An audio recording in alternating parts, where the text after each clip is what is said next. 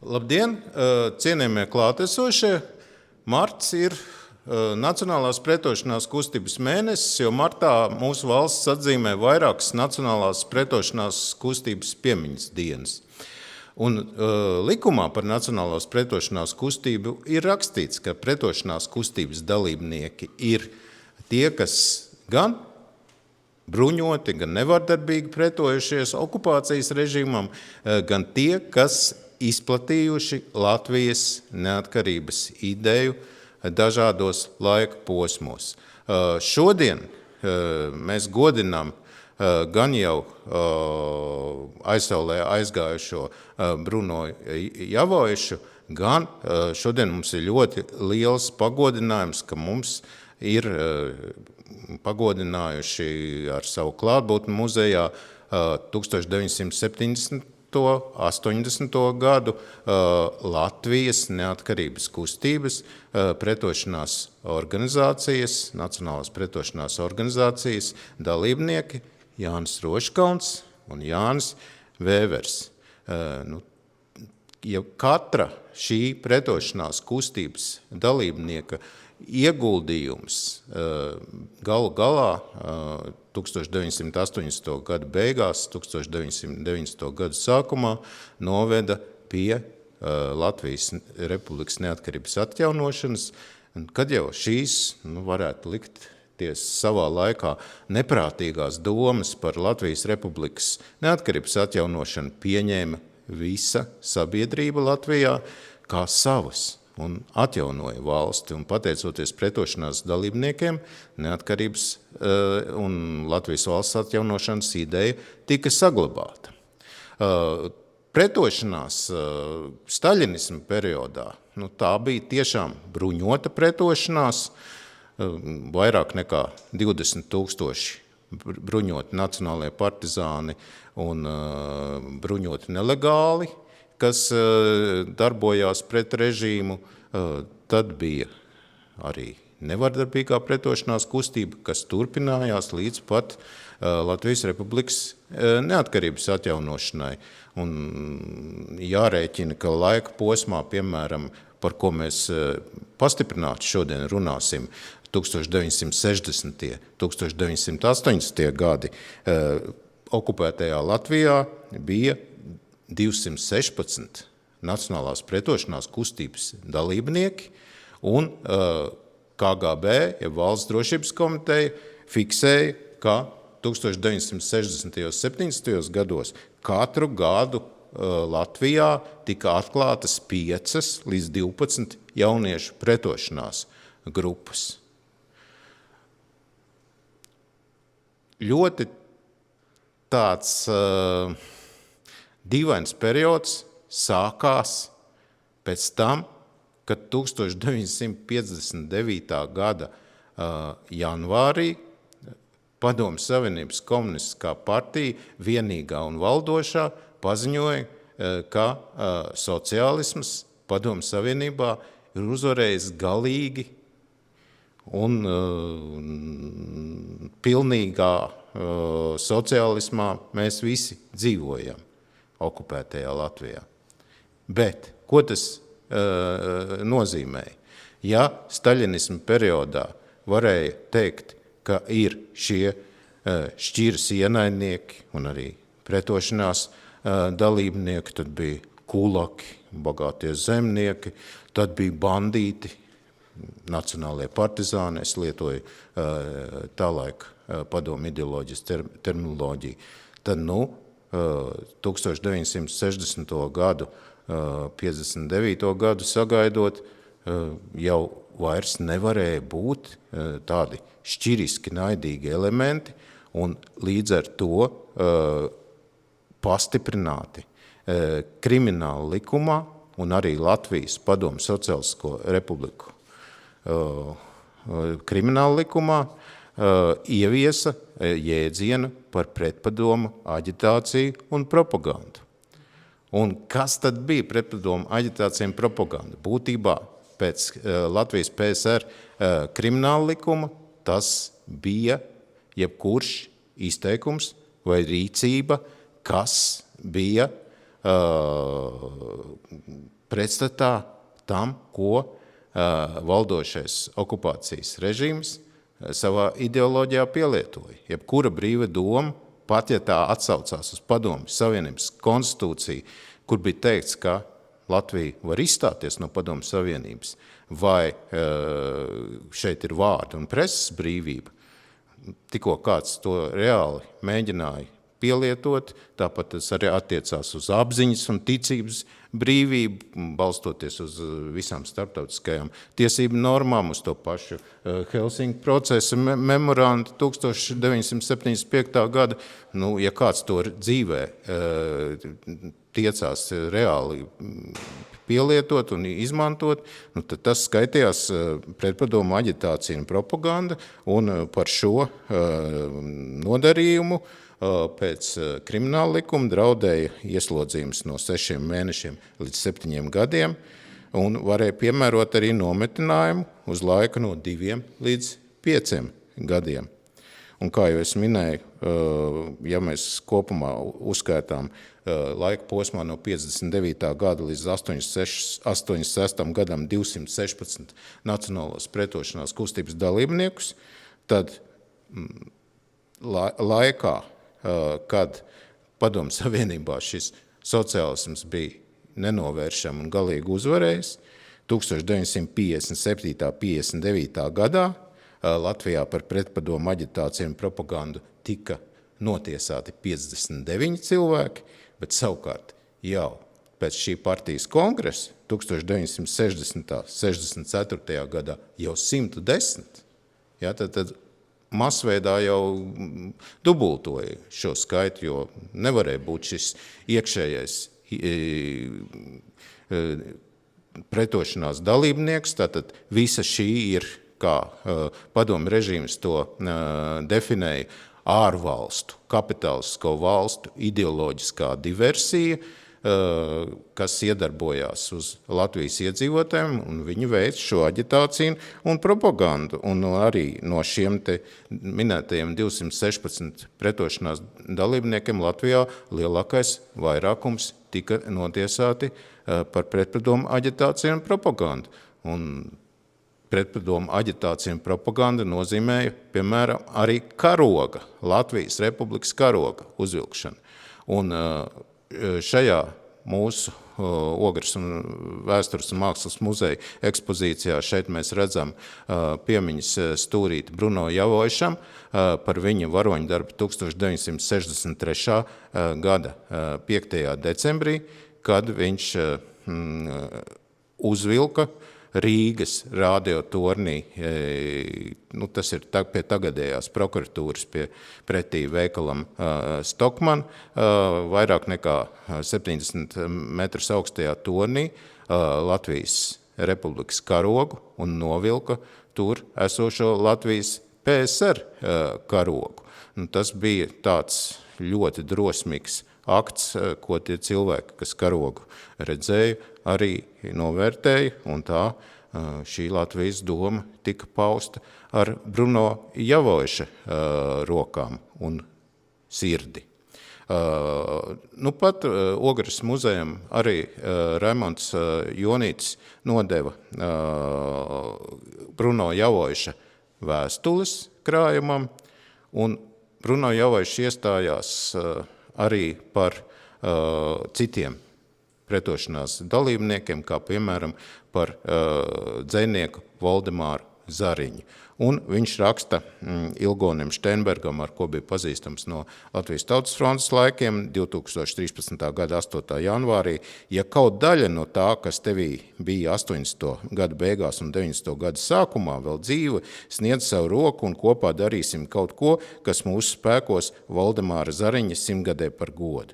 Ko tieši spēsim, tas viss ir apsverams, apdomājums, izplānojums. Varbūt mēs varētu mēģināt izdot viņa monogrāfiju, apkopot dzejas izlasi un vai sarīkot tādu jubilejas veltītu piemiņas pasākumu.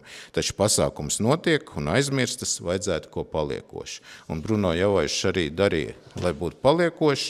Šajā grāmatā par nacionālo pretošanās kustību viņš ir aprakstījis arī atmiņas par Valdemāru Zariņu. Šeit ir ievietoti Valdemāra Zariņa dzejoļi, un 2018. gadā iznāca arī Valdemāra Zariņa dzejas izlase.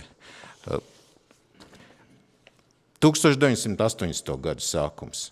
Jau 1970. gados darbojās mūsu abi divi šodienas varoņi, Jānis Roškalns un Jānis Vēvers, bet 1980. gadu sākums Padomju Savienībā iezīmējās ar to, ka būtībā Padomju Savienība gatavojas kodolkaram. Konfliktam ar Amerikas Savienotām valstīm starptautiskā situācija ir sāsinājusies arī, ja pēc 1975. gada Helsinku drošības un sadarbības organizācijas procesa, kur Padomju Savienība arī piedalījās, it kā mazliet maigāks režīms kļuva, vairāk ievēroja cilvēku tiesības un visā Padomju Savienībā skatījās bišķi caur pirkstiem uz tiem, kas prasīja cilvēku tiesības. Un izdevās arī 1979. gada 23. augustā arī baltiešiem savu memorandu izdot, protams, nelegāli, kur tika prasīta Staļina Hitlera pakta anulēšana. Bet 80. gadu sākums, kad ļoti aktīvi darbojās Latvijas neatkarības kustība tieši, bija tāds skrūvu piegriešanas laiks, atkal Padomju Savienība iegāja kontrreformu posmā, pie varas nāca bijušais KGB priekšnieks Jurijs Andropovs, saprotot, ka Padomju Savienībā ir daudzas ekonomikas un iekšējās sociālās problēmas, tika mēģināts režīmus padarināt stiprāks, kontrolējot vairāk cilvēkus, kā es teicu, tika gatavots arī iespējami šis te kara konflikts ar Amerikas Savienotām valstīm. Lielu rezonanci bija izraisījusi Padomju Savienības okupācija Afganistānā 1979. gadā, kas starptautiskā arēnā ļoti iespaidoja Padomju Savienības reputāciju, un visa tā rezultātā arī aktīvi vērsās gan pret baltiešu, gan arī pret latviešu nacionālās pretošanās kustības dalībniekiem.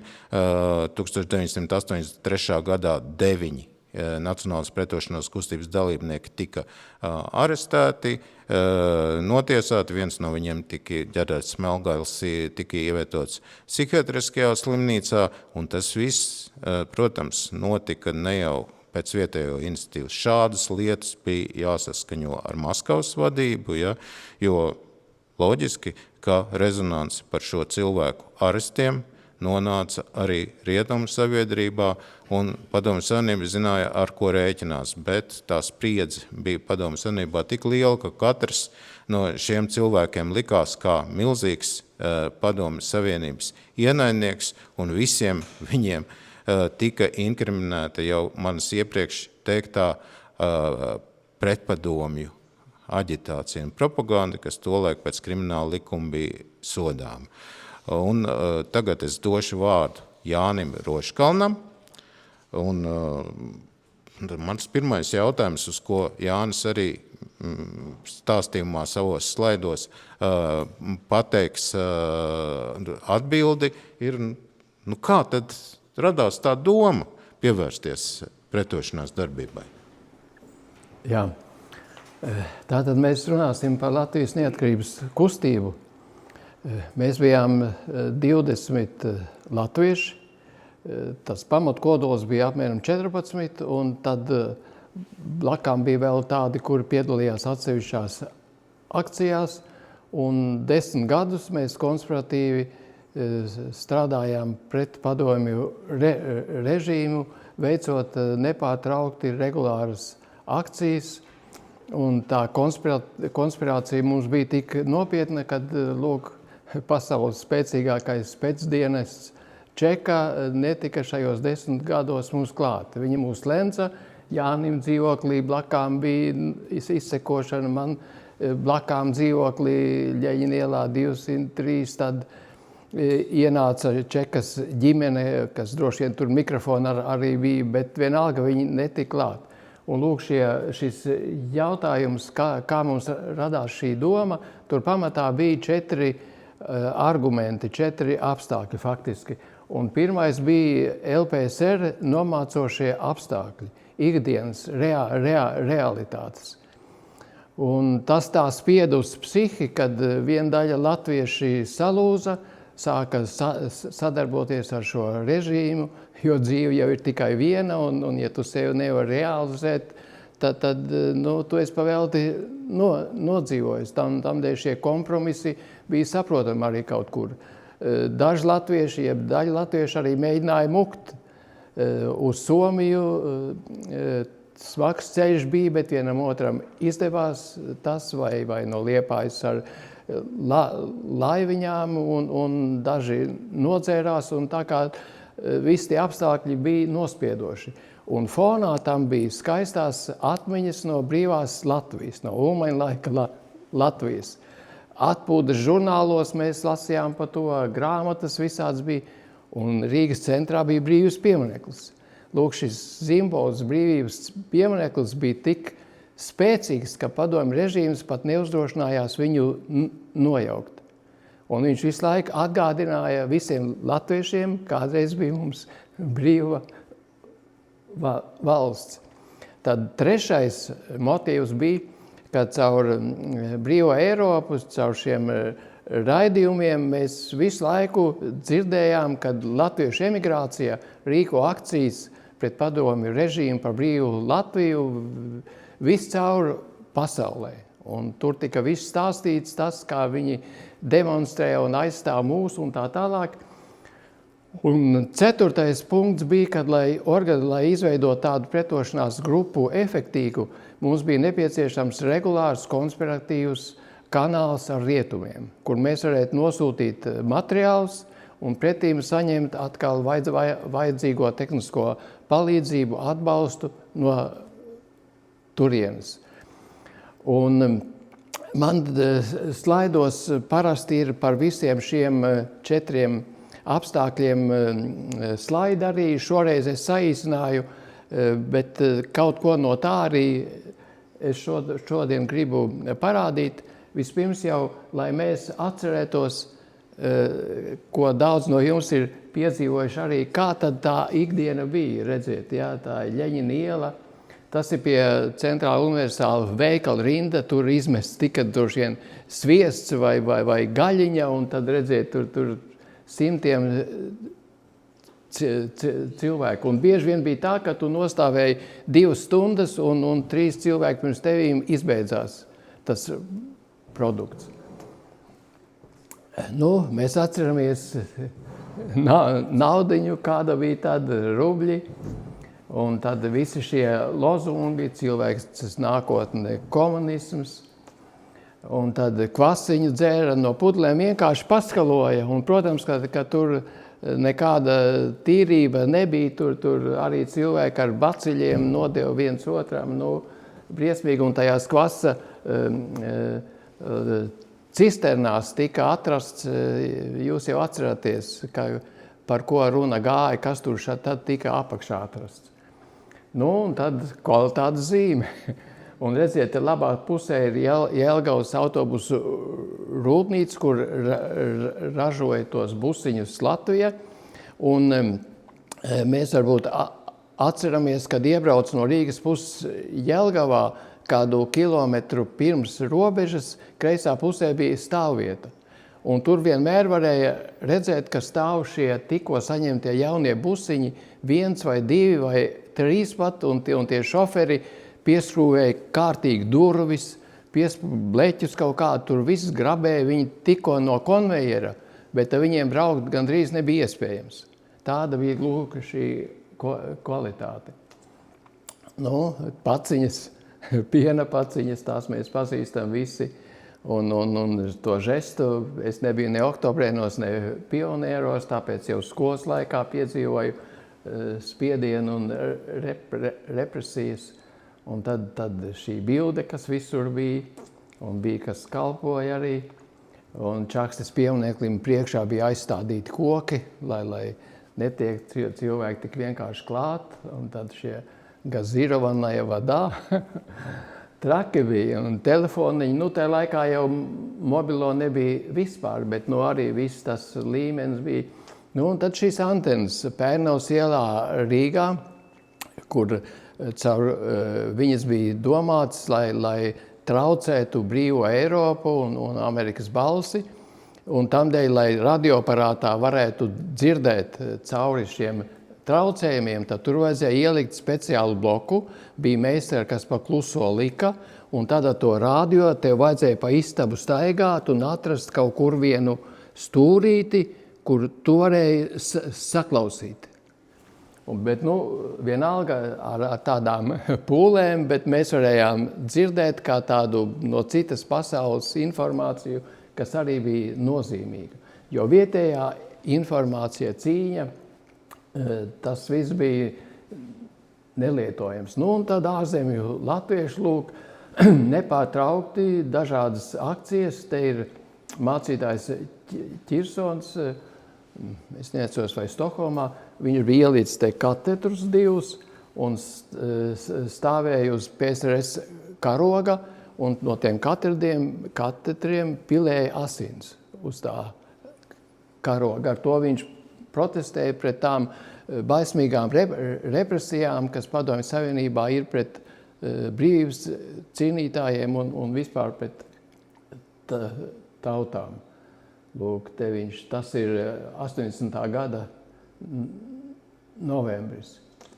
Lūk, un tās demonstrācijas bija plašas, un tas arī latviešus Latvijā iedvesmoja, cik viņi dzirdēja par to, kad mēs aizmirsti neesam. Un tad, kad mēs jau ar Jāni apcietināti bijām, redziet, te ir Jāņa bilde, Jānis Vēveris, un te blakām ir Rožkalns, Melngailis, viņi protestēja par mums, un tas jau palīdzēja arī, ka mūs nevarēja tā vienkārši cietumā kaut kur aizsūtīt uz Sibīriju, un tur cilvēki arī palika.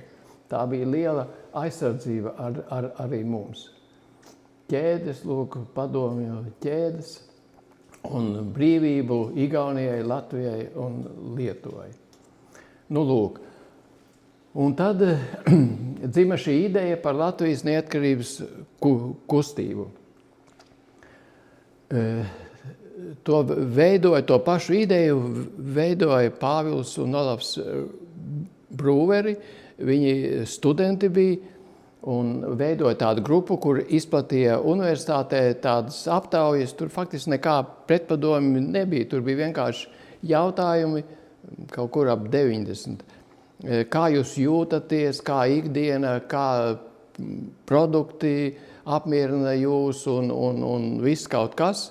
Un, protams, ka tikko viņi kādas atbildes 10 dabūja, tas viss jau tika noziņots Čekai, jo visās universitātēs bija Čekas ierēdņi. Un viņus paņēma ciet, bija tiesa, notiesāja un izsūtīja tad lūk, viņu ģimeni, lielu ģimeni no Latvijas. Bet es ar Pāvilu un Olavu biju draugos, un mums bija Inešu ciemā māja, es dzīvoju tad tur, un viņi pa ziemas brīvlaiku vienmēr bija pie mums. Mēs tur pikojāmies pie sniega cietokšņiem, un tāpēc es visu to zināju un piedalījos arī tai tiesā. Un tad, kad viņi brauc prom, viņi faktiski to ideju atstāja man, jo viņi vēl nepaspēja izveidot, bet mēs tā runājām, ka ja mums izdosies atrast saikni, kad apmainīties ar informāciju, ziņām un visu savstarpējo palīdzību, tad mēs varētu izveidot kādu tiešām tādu pretošanās grupu, kas reāli spēja kaut ko darīt pret padomju režīmu. Tas bija 70. gados. Nu, tas bija ap 73. gadu. 72. 73. Lūk. Un tad šajā grupā es piesaistīju, maniem jau tāpat kā šodien ap jums katru arī ir līdzīgi domājošie. Man arī bija un Vēverjāni vispirms, Edmunds Cirvelis, viņš bija nosēdējis 10 gadus Sibīrijā, ļoti degošs tāds latvietis. Miris viņš tagad ir jau, Rita Brūver armirus ir, Pāvils, kā jūs ziniet, ir bīskaps tagad un dzīvs un vesels. Pēc tam beigās pievienojās arī Gunārs Astra, viņu noindēja vilcienā uz Sanktpēterburgu, uz Ļeņingradu tajā laikā. Tas ir īpašs stāsts arī, kā notika, bet droši vien, ka jūs to zinat. Tad Pauls Kļaviņš, viņš dzīvoja Bonnā, un viņš ļoti atbalstīja mūsu aktivitātes, demonstrējot ar plakātiem kaut kur Vācijā, Amerikā pie Kongresa nama, un ļoti aktīvs cilvēks bija mūžībā. Tagad jau Alfreds Aperāts, viņa bildu pēc tam arī jūs redzēsiet, viņš 25 gadus bija nosēdējis kaut kur zelta raktuvēs Krievijas viņā galā, un viņš varēja staigāt tikai tā iet. Bet ar visu to viņa sirds tā dega darīt kaut ko Latvijas labā, ka viņš bija milzīgi priecīgs, kad es uzrunāju viņu, ka mums ir tehniskie līdzekļi, ka mēs varam pagatavot uzsaukumus, aicinājumus. Es viņam iedevu paciņas, un tad viņš brauca pa Latvijas pilsētiņām ar autobusu, izkāpa un tur staigāja pa tiem daudzdzīvokļu namiem. Tad jau kāpņu telpās bija iedzīvotāju saraksti, un tur varēja paskatīties, ka tur ir krievi, un te ir latvieši. Un tad tajos latviešu paskastīties viņš meta, un tas viņam bija gandarījums ļoti, ļoti liels. Viesturs Kalniņš, viņš dzīvoja Ventspilī, viņš arī savā rajonā pastrādāja, bet viņš diezgan ātri aizgāja mūžībā, kaut arī bija it kā stiprs cilvēks vēl.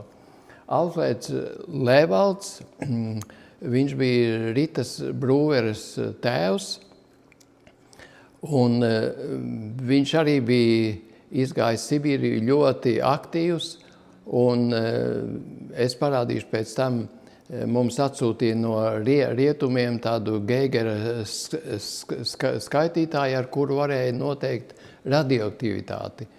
Un gāja runas plašas Latvijā tajā laikā, kad Latvijā ir PSRS armijas bāzes ar kodolieročiem, un tad apkārtnē ir paaugstināta radiācija. Un tad bija liela interese paskatīties noteikti tieši, cik tā radiācija ir apdzīvotās vietās, kas ir tuvu tām bāzēm. Bet, kratīšanā 83. gadā viņam šo aparātu atrada, viņš bija zem palodzes, uztaisījis slēptuvi tādu interesantu, bet, čeka atrada, un tad viņš saprata, ka, viņam ir par to pants garantēts par spiegošanu, un viņiem kratīšana sākās 8 no rīta, kaut kur ap 9:30 viņš ar sirds trieku turpat nomira. Un tad visu to dienu, kamēr viņi kratīja līdz pēcpusdienai, viņš tur miris atradās un sieva blakām asarās. Un, tā kā bija dramatiski brīži arī. Un, Elēna, kā mēs veidojām ar mērķi, lai gan latvieši Latvijā, gan rietumu pasaulē neaizmirstu, ka mēs pieprasām atjaunot brīvību un savu latviešu valsti. Varbūt Jānim Vēverim vēl kaut kas par cēloņiem, kāpēc jūs pievērsties cīņai ir minams? Jā, kāpēc tieši tu? Kāpēc tieši tu, jā? Pirmkārt, man vecāki neko neslēpa. Atšķirībā no ļoti daudziem citiem, kas no saviem bērniem slēpa un neko nestāstīja par pagātni, lai nesagādātu viņiem nepatikšanas, lai jaunieši nesatrakotos. Man vienkārši stāstīja, neslēpa neko. Un tēvs bija dzimis Staļina impērijā, māte dzima un auga Latvijā, un līdz ar to es vienkārši klausījos, ko viens stāst par savu valsti, un otrs pa otru, un salīdzināja. Un tā kā man viss bija skaidrs, man nemaz nevajadzēja speciāli aģitēt, ne par ko. Tas ir pirmkārt. Un otrkārt, kad es vienkārši nolēmu, man bija tāda tendence nostāties taisnības pusē. Es zināju jau no 11 gadiem, kad Latvija ir okupēta valsts, ka Latvija juridiski turpina pastāvēt. Es to uzzināju ļoti agri. Un es tiešām mēģināju arī, kad es satikos ar cilvēkiem, kas es jutos ļoti labi kompānijās, kur dziedāju leģendāru dziesmas. Es jutos ļoti labi, kad mēs skatījāmies hokeja izrādes, jutām līdzi, visi apkārtējā juta līdzi tur Zviedriem, mūsējiem tas ir Zviedriem, Kanādai. Un tādās visās sajiešanās es tā kā vienreiz, otrreiz tomēr mēģināju kaut kā pavērst šīs emocijas tādā aktīvākā gultnē, tādā ar mērķi. Un tas parasti saņēma tādu apklusa visu ļoti ātri un negribēja man turpināt sarunu. Un arī pat tā kā ņirgājās un izsmēja. Bet tad es uzķēros uz Edmundu Cirveļu. Būtībā viņš pats sāk runāt, un es uzreiz jūtu, ka viņš runā kaut kā savādāk ar mani, ne tā kā tie citi. Un viņa tajā sarunās bija kaut kāda mērķtiecība. Tā ātri vien mēs sapratām, par ko ir runa, tā es uzzināju par šo grupu un pievienojos. Jo es uzskatīju, ka jebkurā gadījumā Latvijai ir jāatgūst brīvība, lai cik tas arī nebūtu nereāli. Un tā tas arī notika. Un tu palīdzēji daudz arī tieši pavairot skrejlaps un materiāls un darba vietu pasaka. Tas jau ir tīri tehniski. Skrejlaps, man sieva bija blakām darba vietā, jo mums jau šie 10 gadi mēs strādājām faktiski pret pasaules spēcīgāko spēcdienestu. Un viņi netika mums klāt, bet tikai tam dēļ, kad mums bija ļoti nopietna konspirācija. Katrā solī. Un Jānis strādāja Rīgas ūdensvada dežūra daļā. Tur bija tādas apakšstacijas, tagad viņas vairs Rīgā nav, bet kur sanāca visi arī tie notekūdeņi, milzīgi dziļi iekšā no virspuses bija tikai tāda ēka maziņa. Un tur vajadzēja dežūrēt cauru diennakti, un Jānis dežūrēja tur, un man sieva Gunta arī. Un tad viņi mainījās šatad, un tur varēja neuzkrītoši nodot materiālus viens otram. Es nodevu Jānim negatīvus vai kaut ko, viņš atkal kopēja, pavairoja tās lapiņas, ko mēs metām pēc tam, jūs pēc tam redzēsiet arī pastkastēs, un tā viss tas gāja. Bet labi, ejam uz priekšu, un te mēs esam mazliet, tas kadrs gan tiek saplacināts, bet tur laikam neko nevar izdarīt. Mēs esam šeit ar Jāni Tallinā, un šie divi Tomsoni, Marta un Ans Tomsoni, viņi bija tas kanāls ar rietumiem, jo, kā jūs atceraties, tajā laikā Tallinā tika speciāli uzbūvēta Viru viesnīca, un katru piekdienu ienāca no Zviedrijas un Somijas pasažieru lielie kuģi ar turistiem. Jo Zviedrijā sausais likums bija, tur vīniņi varēja iedzert tikai mazliet, bet viņi gribēja kārtīgi tā, no sirds, un tad Tallinā viņi brauca, un tad tur gāja jautri. Bet mums interesēja tas, ka mēs ar viņiem varēja, jo šos kuģa pasažierus ļoti minimāli kontrolēt. To arī it kā nemaz nevarēja tur kaut kur, es nezinu, ap 1000 braucēji katrā kuģī un ka viņi nāca caur muitu piektdienas vakarā, tur jau, ja viņi tur kontrolētu tā katram liktu izģērbties jebkā, tad tur pusdienu paiet. Un viņi tā galaida cauri tik un vienotru tikai, kas viņiem likās aizdomīgs, to apturēja. Un viņi bija zem apģērba, tad salīmējuši visas grāmatas priekš mums un materiālus un visu kaut ko. Un viņi nesa, un es 2 reizes mēnesī braucu uz Tallinu un tikos ar viņiem. Viņi nodeva to, ko viņi ir saņēmuši kā sūtījumu mums, un savukārt es nodevu atkal tos materiālus, kurus mēs ar Jāni un ar citiem grupas locekļiem bijām par tām akcijām, ko mēs izvedām. Un tā mums šis darbs varēja būt. Viņi ārkārtīgi daudz palīdzēja mums. Lūk, un šie ir tie zīmogi, ar kuriem mēs tad gatavojām lapiņas, tas spilventiņš ar krāsu un uz lapiņas un visu laiku. Tas bija tāds viegls veids, kā mēs varējām uzsaukumus, un Pāvils ar Ritu un Pauls Ļaviņš mums sagatavoja šos tehniskos materiālus, caur Tallinu mēs viņus dabajām, un tā šis darbs varēja būt. Es tajā laikā strādāju Latvijas elektrotīkla operatīvā grupā, un mēs braucām visu laiku pa izsaukumiem, kur ir noticis kaut kas, un tad mēs bijām 2 komandā, un man bija ļoti ērti, kamēr tas otrs darbinieks, kolēģis mans darīja kaut ko citu, es ātri padarīju to, kas man vajag, un apkārtējiem metu paskastīties. Tagad jau tās paskastītes vairs nav. Tā laikā atceraties pie katras mājas, un tepat Kundziņa salā būs. Kundziņa salā bija pat uz ielas paskastes, un mierīgi met tik iekšā. Tas ir viens no mūsu cīņas grupas, Viesturs Kalniņš Ventspilī. Viņš, diemžēl, aizgāja mūžībā ātri. Pāvils Brūvers bija Brīvā Eiropā, mums informācijas kanāls, kas arī deva ļoti daudz, ka pat tām akcijām, ko mēs bijām veikuši, es aizsūtīju fotomateriālus vai kaut kādus aprakstus, jeb kopijas, un pēc nedēļas apmēram jau Brīvā Eiropa stāstīja par to.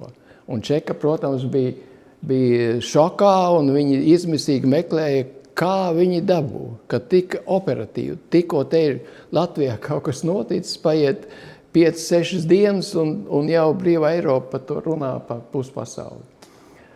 Tā ir Gunta Roškāne un Edmunds Cirvelis. Viņš 10 gadus nosēdēja Sibīrijā, bet sirds viņam dega darīt kaut ko. Gunārs Astra, viņš pieslēdzās pēdējos gados, kad iznāca no cietuma. 19 gadus Gunārs nosēdēja, pēc tam 83. gadā mūs kopā notiesāja atkal.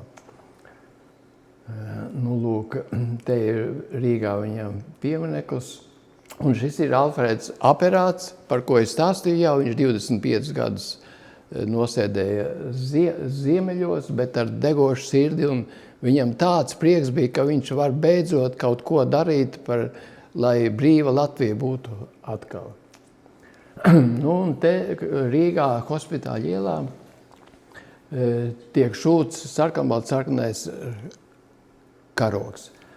Šie karogi mēs šuvām nepārtraukti, un tad ar Jāni braucām. Man sākumā bija motocikls Java, atceraties, jā, tas bija tāds drusciņi no citas pasaules.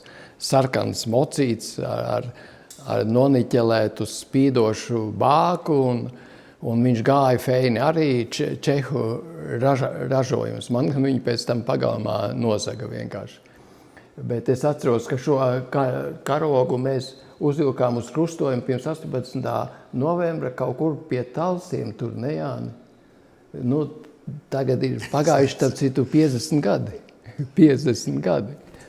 Jā, bet tā. Un ziniet, te vēl viena nianse. Vai kāds no jums Latvijas laikā tādī okupācijas laikā ir bijis sakarā ar karogu gatavošanu? Nav gadījies, ja? Mēs tad, kad... Pārsvarā jaunāka paudze, jo te ir. Jā, tā ir, jā. Tas ir Hospitāļa ielā, tā tad, ja? Un redziet, tā ķiršsarkanā krāsa ir pareizais tonis. Tādu audumu nekur padomju laikā nopirkt nevarēja, pat ne tūtam. Nu, un mēs pie Anitas Vēveres dzīvoklī, Gorka ielā tad, ja, krāsojām. Atceries, Anita? Jā, es atceros, liels katls bija uz plīts, kūpēja, tur krāsa iejaukta tika, loks vaļā bija, jo tvaiki pilns, baltu audumu nopirkuši bijām, novilktas bija virtuvē šņoras jau, kur kārt pēc tam, nu un tagad tā krāsa ir uzkarsēta, liekam iekšā, tur bija jāpatur kāds 5 minūtes, laikam, jeb cik, paturam tai krāsā, velkam ārā, likt uz to šņori, un skatāmies, tā krāsa notek visa. Un tas audeklis paliek balts gandrīz, balkans tāds. Un mēs nesapratu, šokēti bijām, kā tas var būt. Un tad es gāju uz to Juglas manufaktūru rūpnīcu, kur ražoja audeklus, un pēc darba noskatījos, tur blakām kafejnīca bija, ka tie darbinieki tur kādu grupiņu apsēdās dzert kafiju, piesēdos pie viņiem un sāku runāt un prasīju, kad, nu, mēs gribējām, es jau neteicu kādēļ, bet ka mēs gribējām nokrāsot to baltu audekli un nevar. Un viņi pasmējās tā viens ar otru. Viņi saka, nu jā, baltais audeklis tiek apstrādāts speciālā ķimikālijā, lai viņš nepieņemtu krāsu. Nu, lūk, un tad es vienojos ar viņiem, kad viņi iznesīs mums to balto audeklu pirms šīs ķīmiskās apstrādes, pakluso, pa blatu tā teikt. Un tad mēs dabījām tur kādi 5 metri to audumu, un tad krāsojām vēl vienreiz, virtuve pilna ar tvaikiem, es jau pilnīgi atceros, un tad ielikām, un viss kārtībā tagad varēja izsusināt un redzēt īstais tonis. Tā kā padomju režīms bija padomājis par visām niansēm, ka nebija tik viegli neko darīt. Nu, lūk, un šeit ir, es dzīvoju tad Ļeņina ielā 13A, 5. stāvā dzīvoklī, un man bija dzīvoklī iekārtots slēptuves, durvīm starp istabām augšais no augšpuses izgrebu tādu kabatu un virsū metāla baltu plāksnī, tā bija slēpta, un otra bija zem skapja. To apakšējo līsti varēja, ja zina, kā noņemt, un tad tur varēja nolikt, jo man 2 reizes bija kratīšana un neatrada čeka nevienu, ne otru. Nu, lūk, un vēl viena slēptuve pagrabā bija, es biju ar dzelzs zāģīti vienu ķieģeli pagraba sienā, izčakarējis laukā, un tad vēl 2 ķieģeļus, un tad tur bija slēptuve, un tad, kad es kaut ko ieliku un uzliku to ārējo ķieģeli virsū, uzmet ar roku smiltis virsū, un tur nevarēja neko pateikt. Un tad izkratīšanās abas reizes viņi pagrabā gāja arī, pētīja visu, neatrada neko. Bet šai vasarā, nu tad, kad mums sākās represijas 87. gadā, tad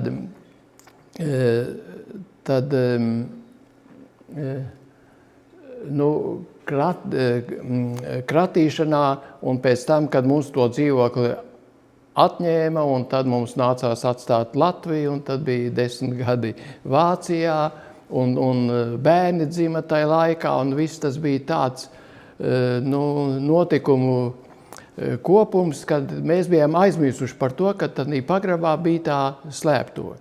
Un tagad ienāca tur jauni cilvēki, šeit var redzēt, jā, puisis ar meiteni, latvieši, un viņi bija taisījuši remontu un atraduši dzīvoklī vienu negatīvu ar tādu īpatnēju tekstu, kad it kā no rietumiem raksta, un tur minēts mans vārds.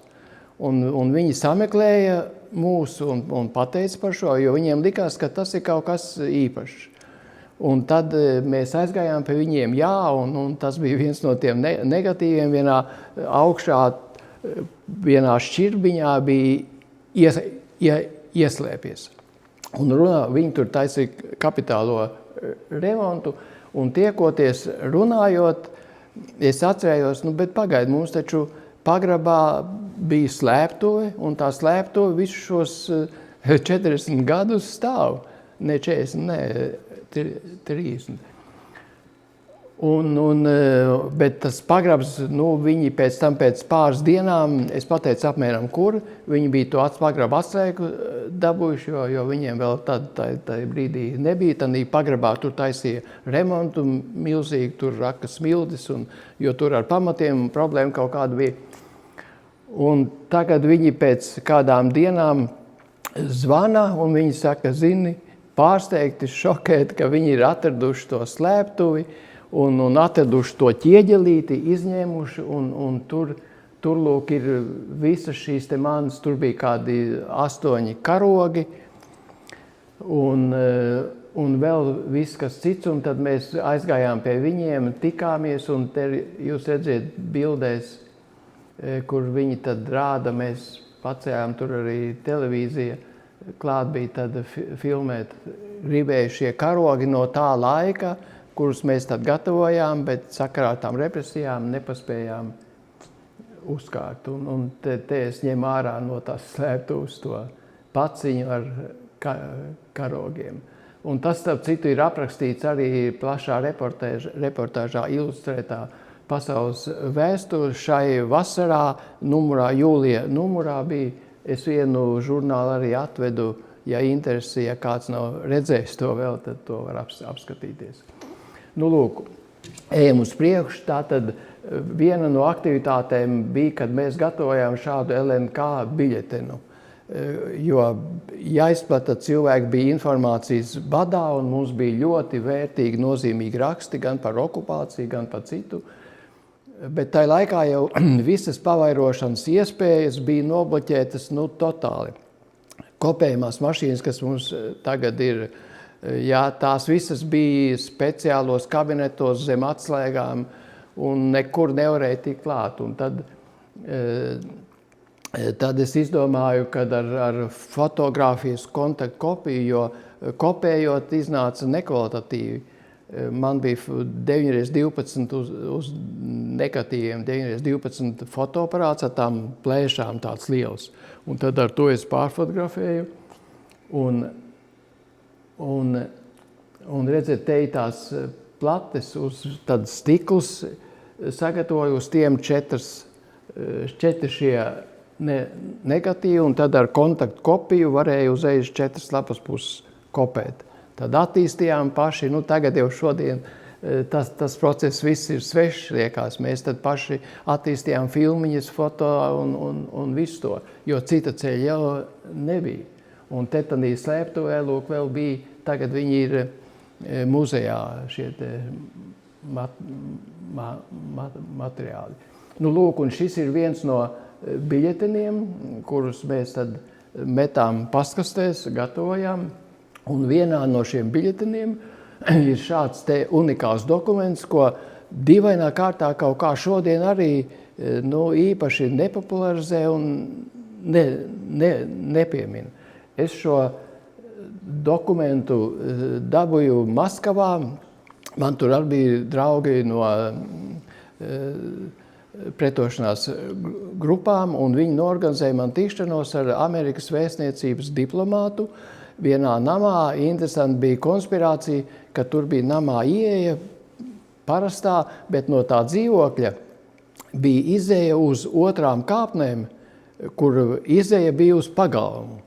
Un tad mani ieved no tās pagalma puses, jo tās trepes ikdienā neizmantoja, bet tur varēja mierīgi lūk šādi te iet. Un tad diplomāts bija ienācis pat tām trepēm, un es par otrām, un tad mēs tur tikāmies, un viņš man iedeva šo te kā tādu relikviju, un tiešām ļoti nozīmīgi to kreisā pusē angļu valodā to dokumentu. Es pēc tam viņu uztaisīju atkal uz kontaktu kopiju ar tulkojumu, ka Apollo 16 apkalpe 1972. Gada jūnijā nogādāja uz mēnesi Latvijas, Lietuvas un Igaunijas karogus.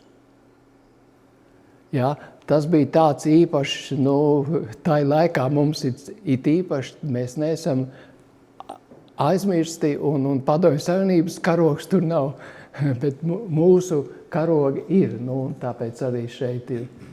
Un jūs to izplatījāt arī Latvijas neatkarības kustības biļetenā šo ziņu, jā? Tas bija, te var redzēt no arhīva 13. lapā šo te un kopējām, un pēc tam pa pastkastītēm Rīgā, Tukumā, Jānis gāja, tu uz Tukumu laikam brauc un visur, kur. Jā, Rīgā, es Tukumu arī biju, jā.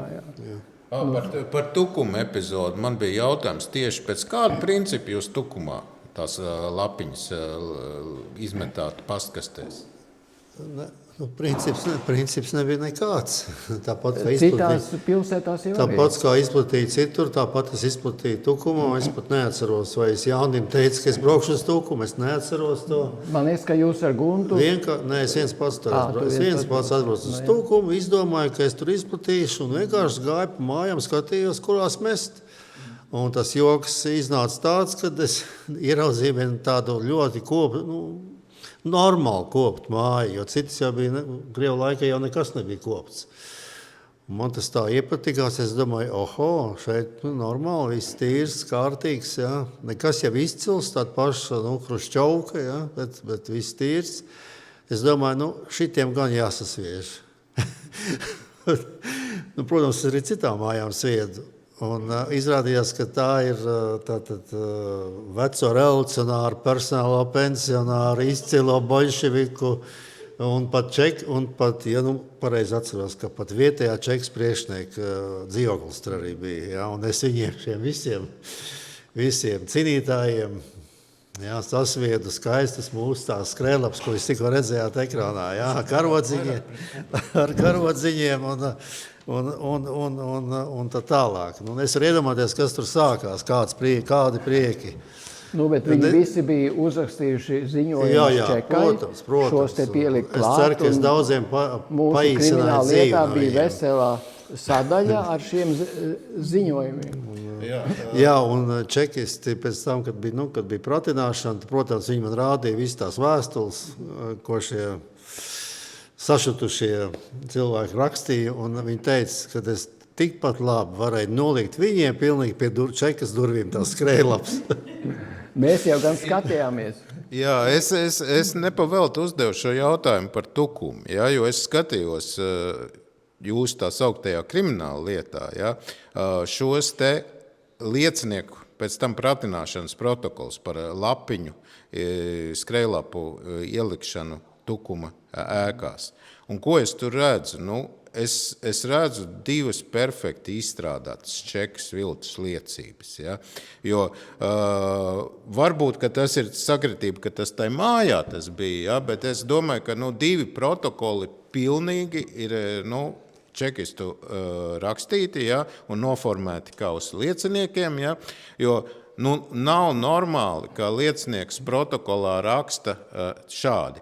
8:30 es pamodos, 8:40 es jau biju padzēris kafiju, 8:45 es nogāju uz savu paskastīti.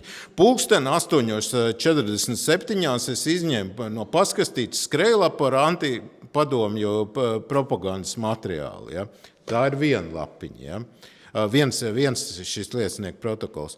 Un tad es otru liecinieku protokolu pēkšņi redzu, ir nopratināts KGB aģents, kaujinieks bijušais Leonīds Fomins, ja, kurš bija savērvēts kā nacionālais partizāns un pēc tam šāva savus bijušos biedrus kā KGB uzdevumā. Ja.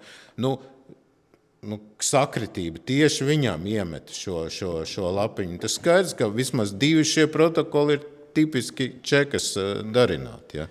Viņš bija no Tukuma? Jā. Tad varētu būt, ka viņš tiešām te mājā arī dzīvoja. Ja tur dzīvoja visi tādi, tur bija izlase savākta. Tur bija tiešām izlase, un man trāpījās tieši tai izlasē. Un latvieši bija tie, jo mēs jau, redzat, tagad jau kāpņu telpās sarakstu vairs nav. Tā laikā visiem namiem kāpņu telpās saraksti bija. Un mēs jau tad skatījāmies, krievu uzvārdiem nebija jēga. Es dažreiz skatījos, dažreiz nē, bet es tā arī. Es arī atstāju uz palodzēm atstāju. jā, tā kā es tur īpaši tur vilcienā es atstāju arī. Vilcienā uz soliņiem. Telefona kabīnēs. Jā, un bija redzēt vēl arī citas grupas, LNK izdevniecība Rīgā. Mēs dažreiz arī, tāda izdevniecība jau īpaši nebija, formāli viņa bija, bet lai tas būtu, tai laikā jau, kad tādu lapiņu latvieši saņēma, tas bija notikums. Kur tāda var būt? Un te vēl Latvijas demokrātiskā jaunatnes komiteja. Arī bija kādi latvieši norganizējuši, viņiem darbs īpaši nesanāca, bet to viņi paspēja, un tad mēs uztaisījām vienu kopēju lapiņu arī. Un tad arī šāds te šabloniņš, kuru pēc tam, te ir kadrs, diemžēl, saplacināts tiek, tas ir uzpūsts vagonā uz sienas, Saharovs mūsu sirdsapziņā, ja tas teksts ir. Tur vajadzēja agri no rīta vai tad, kad vagons nav pilns, tad, kad viņi ir tukši vai pilnīgi, jeb kad cilvēki sēžam ūrām, jo, ja tur kaut vai viens sēdēja ar seju un tu tur līdi un pūti, varbūt tas viens bija čekas darbinieks, tam viņš tūlīt skries un tev ņems ciet. Tā kā uzmanoties to varēja. Un tad mēs izdevām vēl šādu Volpina pamācību, instrukciju tiem, kuriem priekšā stāv pratināšana. Krievu valodā viņš bija, mēs viņu pārtulkojām. Ļoti vērtīgs, praktisks materiāls tieši cilvēkiem, kas nonāca čekā. Kā varēja tomēr vismaz mēģināt, daudz jau nevarēja, bet tomēr varēja mēģināt sevi pēc iespējas glābt tajā situācijā. Un mēs to arī iespiedām un izplatījām galvenokārt savu draugu vidē. Un tad mums bija vēl saziņā ar turienu, bija neredzami ar flaumīši. Tagad jau vairs nepazīst tos. Tā laikā no rietumiem veda iekšā bija tādi flaumītes, abos galos tas zīmējumais, mīkstais ar vienu varēja uzrakstīt, un tas rakstītais pēc 4 sekundēm pazuda un tīra lapa. Bet, ja ar to otru galu tu pārbrauc pāri, tad tas teksts atklājās. Un tā varēja ļoti veiksmīgi ar turistiem latviešu sūtīt, tādu kartiņu komplektu par Latviju, jauns komplektiņš, bet, ja bija šis otrs flaumīts, viņi zināja jau tur otrā pusē pārzīvi. Un te ir viens tāds, ko man pēc tam Pāvils, kad Vācijā jau es biju, tad mēs tikāmies, viņiem arhīvs bija, un viņš atdeva man vienu lapiņu, ko viņš ir tieši es rakstu. Jānis Vēvers dzīvo Gorki ielā, viņam atrastas emigrācijas avīžu kopijas un pār pa 10 gabaliem. Jānis bija arestēts, viņa 83. gadā arestēja pirmo un man pēc 3 mēnešiem.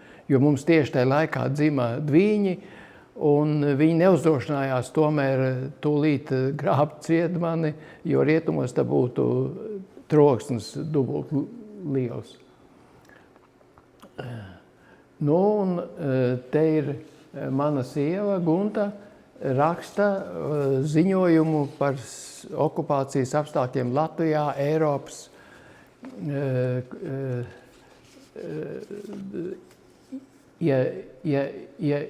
iestādēm. Te gan ir nogriezts atkal drusciņi kadrs nost.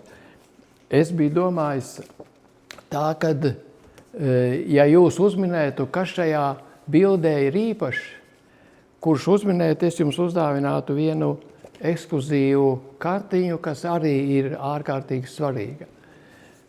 Vai ir kāda ideja, kas šeit ir? Rakstāmašīna, tiek rakstīts, bet kas tur īpašs ir? Kaut kas ir īpašs. Tur, man liekas, jāskatās zem rakstā mašīnas, tad to īpašumu var pateikt. Jā, Es neteikšu priekšā, publika var padomāt. Jā. Redziet, Kas ir zem? jā, kurš to pateiks? Nīls beigās. Kartiņa tad tev. Šī kartiņa ir īpaši arī, tā ir viena no akcijām. Redzat, vienkārši tāda grafiska, tādas mēdz būt, ko latvieši veda iekšā. Jā, bet ja šo kartiņu pagrieza zem leņķa skatījās, tad šādi ir rakstīts Dievs svētī Latviju, un ja pagrieza tā un skatījās, tad brīvību Latvijai. Tad pēc tam jums šī kartiņa.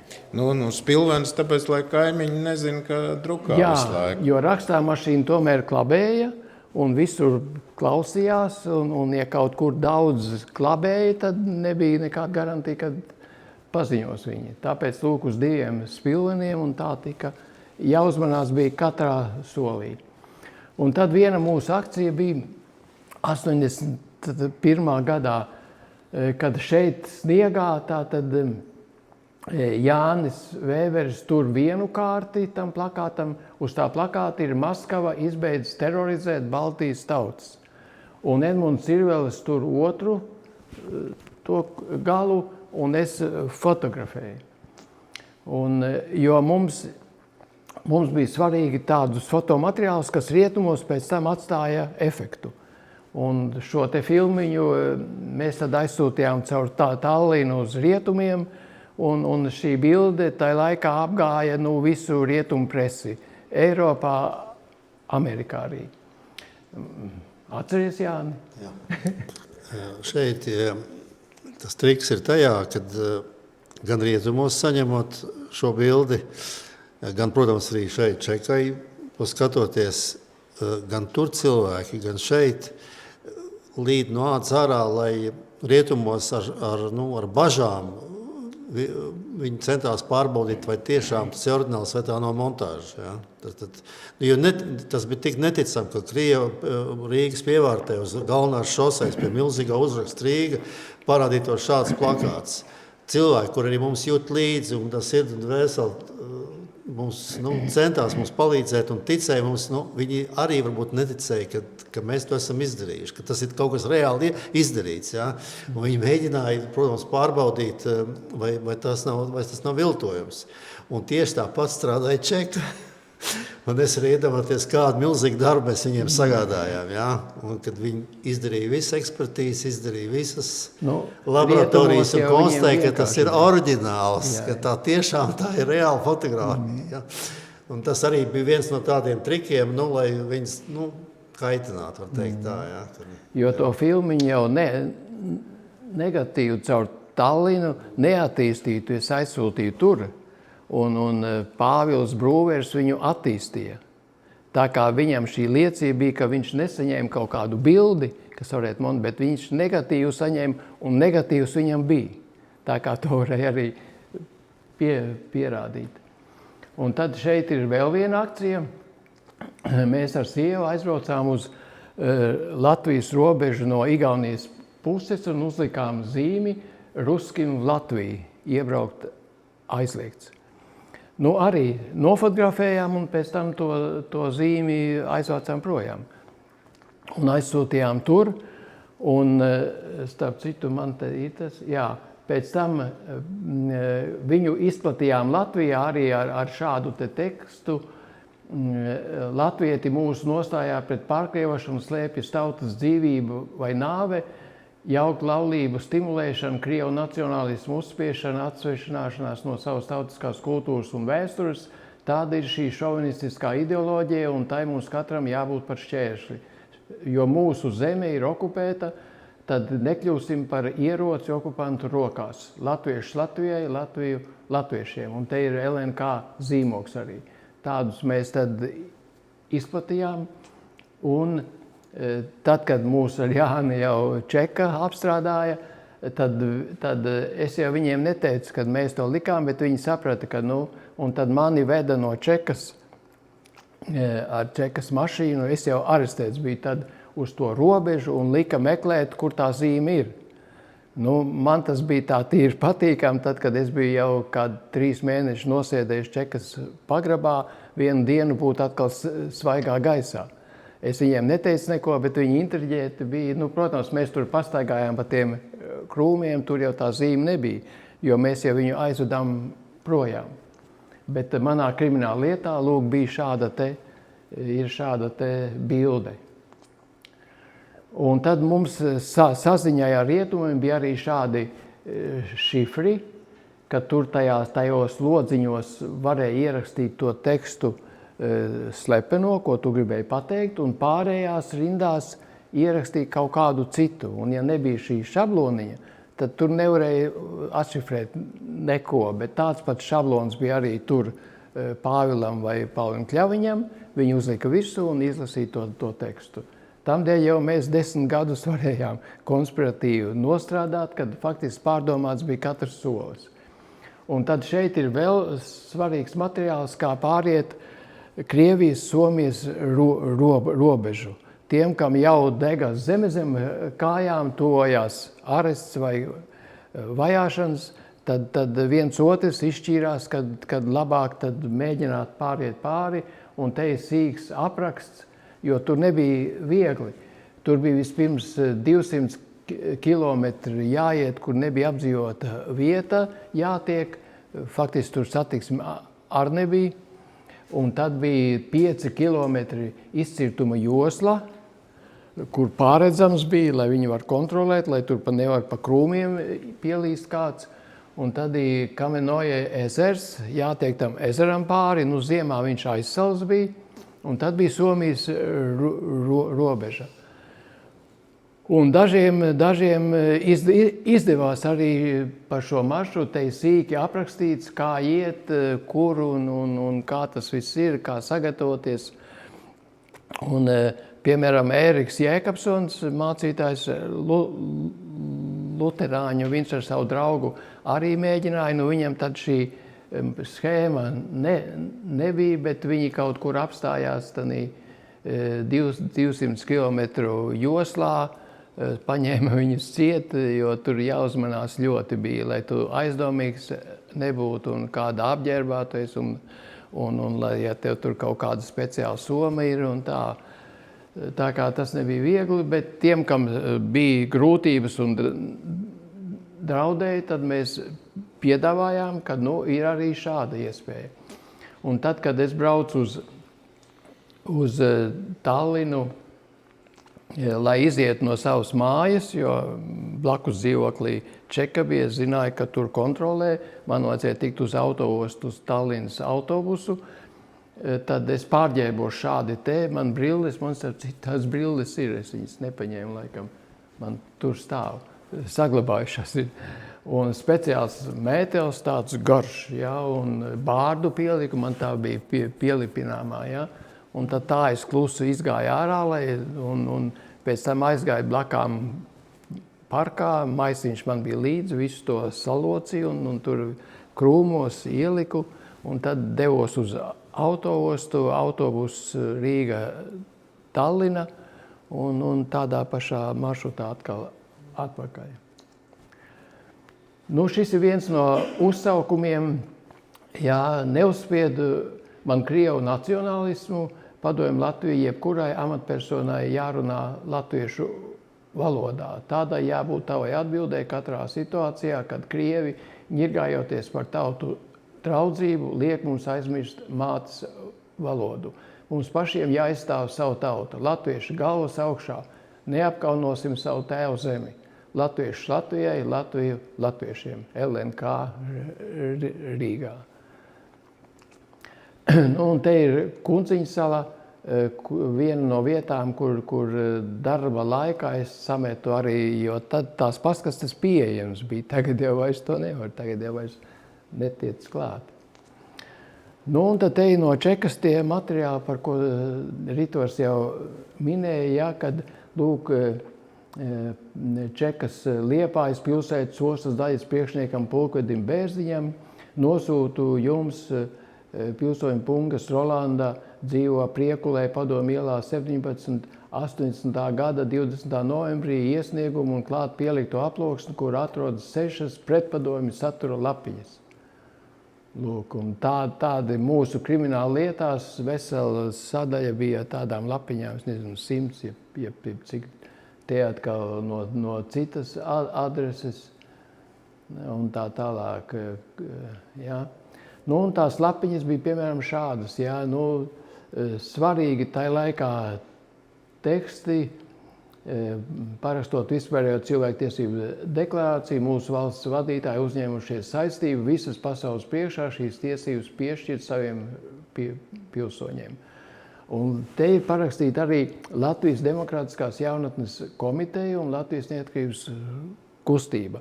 Tā komiteja arī bija, bet pat cik viņiem savs kanāls ar rietumiem nebija, tad viņiem tās akcijas bija tādas epizodiskas, kad nāca tur 18. novembris, jebkas, tad viņi kaut ko, bet arī bija ļoti, ļoti labi, kad darīja, ko var katrs. Un te ir tie atribūti, te tā štempelītes ir zīmogs Latvijas neatkarības kustības arī, ko tādī slēpnī atrada, tad es viņu atdevu muzejam arī. Un te ir tie mūsu materiāli, es vienkārši tos materiālus vienu čupiņu nofotografēju kopā. Ja? Nu, un tad pienāca 83. gada 4. janvāris, kad Čeka bija sastādījusi sarakstu, kad jāpieliek ir šai visai lietai kaut kāds punkts. Un te viņi gatavoja kratīšanu un kriminālu lietas, te ir Levalds Alfrēds, Daroņina, Lidija, Cālītis, Strautniece, Roškalns Jānis, Roškalne Gunta, Kalniņš Aivars, Cirvelis Edmunds, Tumelkāns Elijas, Cālītis Ints, Villers, Veltmane Zigrīda, Speke Andrejs, Astra Gunārs un Gulbis, Vēveris Jānis. Nu, jau paskaidro, ka visas nosauktās personas netika ieslodzītas, ja viņam pret visām netika šis tiesas process, bet katrā ziņā vismaz nopratinātas, profilaktētas, tātad veikts pārunas ar viņam, kratīšanas tika veiktas, ja. Jānim Vēveram un Jānim Roškalnam tas bija reāls ieslodzījums 7 gadi jums abiem diviem, ja? 3. Man 8 gadi. Tev 8, ja. 4 būs. Nu jā, bet šie jau ir tikai 18, ar ko viņi iesāka, bet tai dienā bija 50 kratīšanas. Vienā dienā Latvijā. 50, jā. Un tad pēc tam bija vēl, ja viņi kaut ko atrada, tad pēc tam bija vēl nākošās dienas arī. Nu, un te ir tad, kad mums tiesa jau, te mana mamma labi tad sieva, un te mūsu draugi no Lietuvas pēc tiesas sēdes. Verhovnī sud Latvisko SSR. Briesmīgi skan. Tas ir no krimināla lietas jau, kad apcietinājumā tad fotografē, bildītes liek. Nu, un te ir izmeklētājs Strautmanis. Kapteinis Strautmanis, jā. Nu, viņam tagad pēc tam nesen, cik nesen, kādi gadi 5 apakaļ, pašam bija liels ziepes, jo viņš pēc tam strādāja arī drošības dienestā Latvijas, atjaunotās Latvijas drošības dienestā, priekšnieka vietnieks viņš bija. Tas drošības dienests tad bija Daugavas namam blakām, Krišāna Barona ielā, jā. Tagad Brīvības ielā ir, jā. Tad bija tur, un viņš bija priekšnieka vietnieks. Šausmas. Nu jā, un te ir viņa bilde vienkārši. Tā. Nu, un mums lielā mērā mūsu situācija glāba, kad 3 mēneši pēc tiem arestiem, tas ir martā, mums dzima dvīņi. Un pat cik pa mums rietumos jau zināja diezgan plaši, tad viņi neuzdrošinājās manu sievu arestēt. Nu, tā Gunta tā tika cauri, un man 3 mēneši brīvībā vēl bija, kas bija ārkārtīgi nozīmīgs. Es daudz ko paspēju saglābt, noslēpt, sarunāt, nokārtot un tā, bet, dzīve līdz priekšu. Un tad tai laikā bija viens no tiem rakstiem, gaismas akcijas tumšie darbi. Te par mums ir aprakstīts viss kaut kas. Un redziet, te tas Geigera skaitītājs kreisā pusē, ja, ar kuru tad varēja iet, un Levalds Alfrēds tad brauca pa Latviju, bet no Čekas viedokļa tā bija spiegošana. Tā kā, ja viņš būtu neaizgājis mūžībā, bet dzīvs, tad viņam droši vien 15 gadi būtu. Un, redziet, blakām pa labi ir binoklis. Man to binokli atsūtīja arī, jo ar viņu varēja skatoties fotografēt. Tur bija iekšā fotoaparāts, jo tur ir 3 lociņi, 2 blakām un 1 augšā. Ja? Un tad, jo tai laikā jau arī, teiksim, kaut kādu tādu objektu fotografēt bija bīstam, ja to fotoaparātu jau likt pie acīm, tad jau varēja kāds ievērot. Tā, ka tu ar binokli, tad vienkāršāk. Un tad ir tas rakstāmais blakām, kur vienā galā ir neredzamais, otrs, kur atšifrē, un te ir minoks arī mazais fotoaparātiņš, to Čeka ir pielikuši klāt paši. Minoks mums nebija. Jā, te ir tūplānā tas, diemžēl, to kadru mazliet griež nost, bet, tas tā. Un šī tad ir mūsu nometne, tur, kur es biju jau Sibīrijā, 37. Jānis bija blakām 10 kilometri, 35. Un te bija redziet, cik žogi. 1, 2, 3, 4, 5 žogi. Tas ir perma 35 un 37, jā?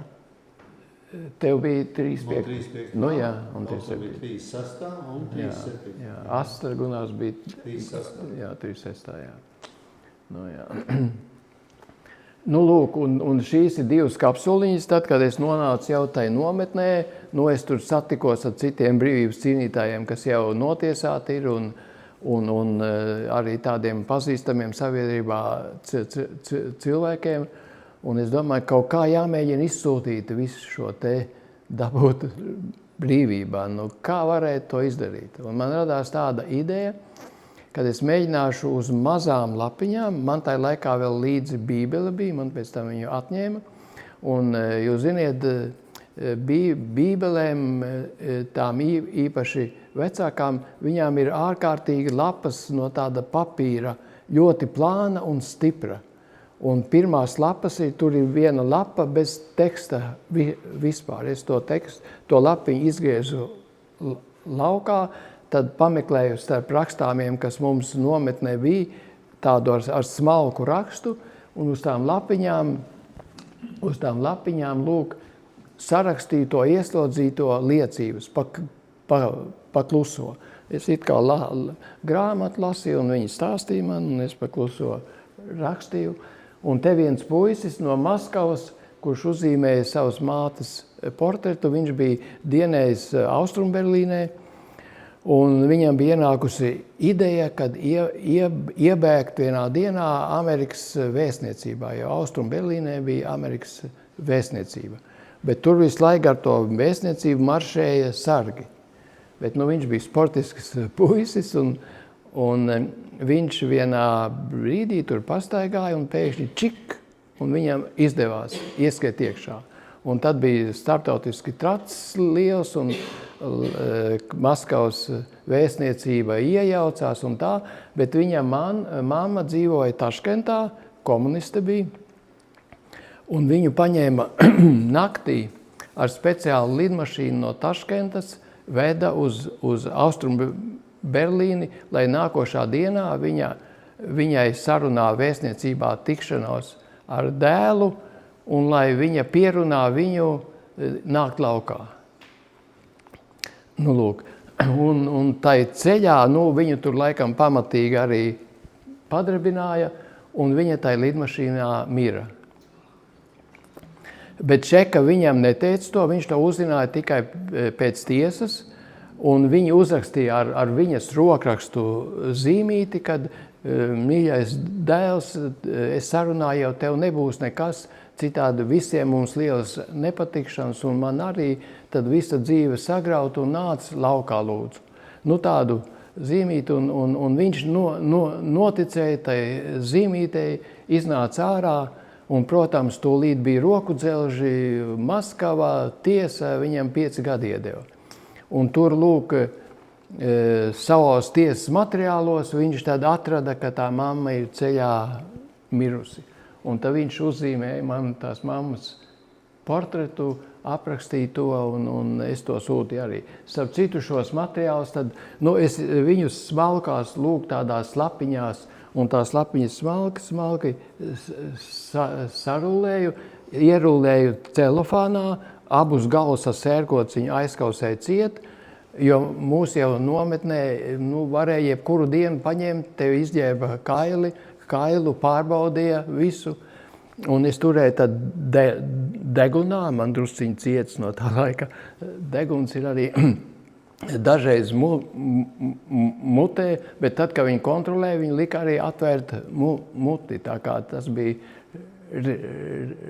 riskanti. Bet es zināju, ka pirmo tikšanos čeka atteikt nevar. Pēc tam var atņemt, bet pirmā vienmēr ir. Tas ir pēc kaut kādiem 2-3 mēnešiem. Es zināju, ka man tikšanās ar Guntu būs. Un tad es lūk šīs te kapsuliņas glabāju, slēpu visu laiku, un man izdevās noslēpt. Un tad, kad mēs tikāmies, tā tikšanās bija nevis tāda personiska, bet telpa, un tad bija tāda starpsiena, kur bija stikls, un vienā pusē ieveda mani, otrā pusē Gunta, un tad mēs caur to stiklu pa apakšu tur varējām sarunāties. Un tikšanās paredzēta tieša kontaktā nebija. Protams, tas bija emocionāli, un Gunta raudāja arī, un kā tagad būs, un tā. Un tad, kad beidzās, mēs Guntu ved ārā mani, ap viņu bija kādi 5 čekisti ap manīm, un viņa tur atvadījās no manis it kā. Un es tā paspēru soli, atradu brīvi, viņu apņēmu, un skūpsta laikā pārbīdīju ar mēli tās kapsuliņas viņai mutē. Viņa jau intuitīvi saprata, kas te ir, un viss, un viņa tās kapsuliņas vaigos, un iznesa laukā, un viņa šis kanāls caur Tallinu bija pazīstams arī, un tad viņa tūlīt aizsūtīja uz Tallinu. Pēc kādām 10 dienām viss tas bija jau Londonā Amnesty International birojā uz galda, un šie materiāli vismaz, es zinu par 3 ieslodzītajiem, kam izglāba dzīvību. Viens no tiem bija Viktors Moskovcevs, PSRS ekonomikas ministra pirmais vietnieks no ļoti aristokrātiskas ģimenes, kura noziegums bija, viņš 10 gadus dabūja, kad viesojoties ar oficiālām delegācijām rietumos, teiksim, Toljatti rūpnīcā Itālijā, viņus veda, un tur ir darbiniekiem, strādniekiem ēdnīca.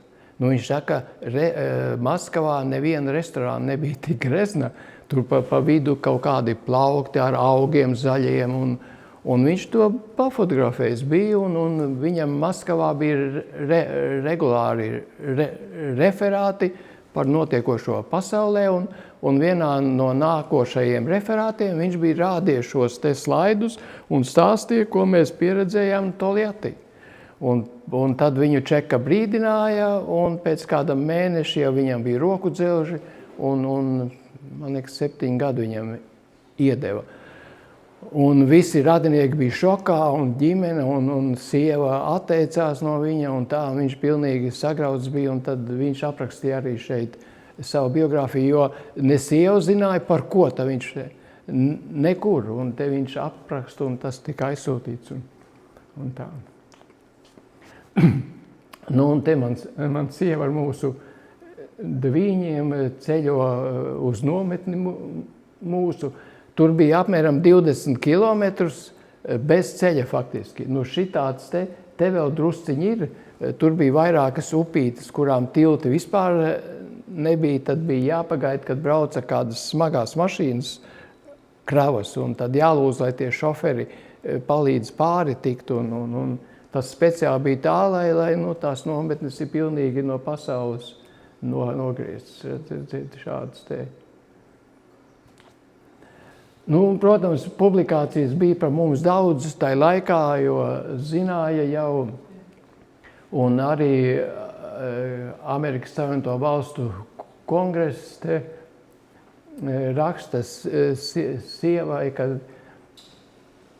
ka viņi stāv par mums, kongresmenis Bills Kobei, un, protams, ka tas jau stiprināja arī mūs tur. Un ar šādu te zīmīti, tev Jāna arī bija tāda zīmīta, tādu atbrīvoja mūs no šīs nometnes tur. Nekas te nav rakstīts, no kurienes, kas, par ko, vienkārši propusk numur 41. Un es jau braucu ar to pašu ieslodzīto apģērbu arī uz mājām. Nu, man neko pārģērbties jau bija, bet es uzskatīju, tas ir padomju cilvēka apģērbs,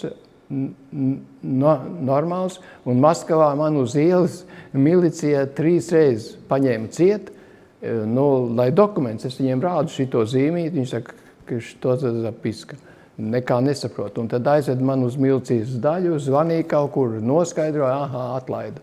Pēc tam, pēc kaut kādiem kvartāliem, man jāpāriet bija no vienas stacijas uz otru, atkal, tā kā bija interesanti tā laikā. Nu, un te Rīgā es atgriežos ar Edmundu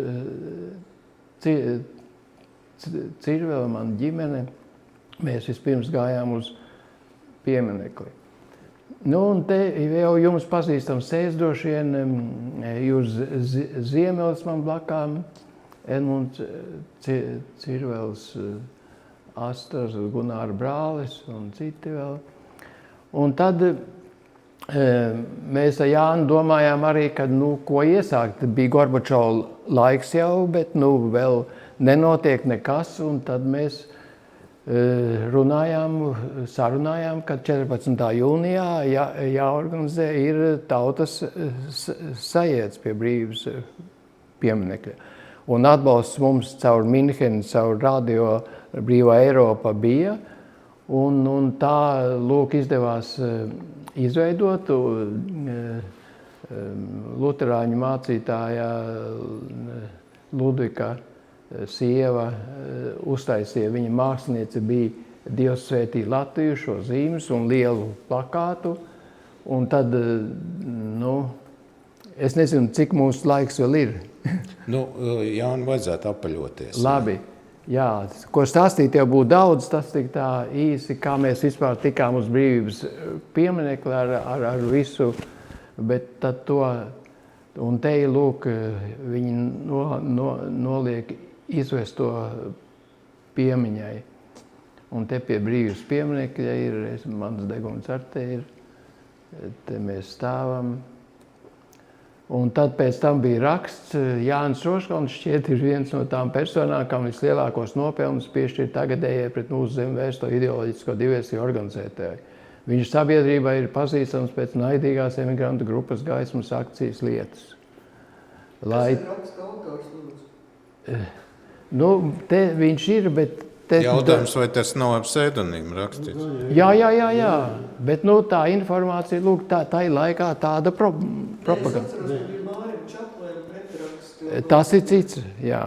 Tas viens ir, bet es nevaru pacelt te, diemžēl. Labi, tu atstāsim uz otru daļu, ka jautājumi būs tagad izrunājuši. Tas ir 23. augustā, kad bija tie autobusi, jā, un tad mūs arestēja atkal pēc tam, jo tad bija Rolands Reigans, Amerikas prezidents, un to situāciju milzīgi glāba tas, ka amerikāņi sekoja līdz visu laiku. Un tad, kad mūs šeit 23. augustā Ginteru dzīvoklī arestēja kādus 15 cilvēkus, tad pēc kādām stundām 5 bija amerikāņi zvanījuši un Rīgas čekistiem pateikuši izlaist visus. Un tā, bet 23. mēs tad nolikām vainagu pie brīvības pieminekļa, un tajā brīdī, kad mēs liekam, tad viens vīrs, es aizmirstu tagad, kā viņam bija. Aldis Turins. Turins, jā.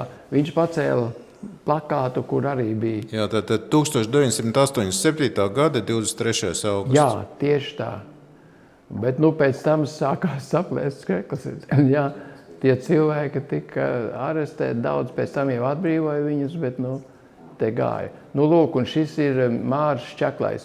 Problēmu kopums, ko uzvandīja tās svētdienas notikumi, ir milzīgs, neviendabīgs un nenobāžams nekādās atvilknēs un mapēs.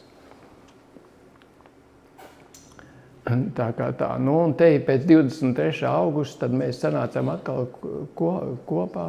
Rolands Silerovs, Edmunds Cirvelis, ir Lidija Lasmane, Ziemelis Juris, Freimanis, dzēnieks, un daudzas sejas, Zariņš, filozofs viņš bija, un Heinis Lāma, dzēnieks, jā.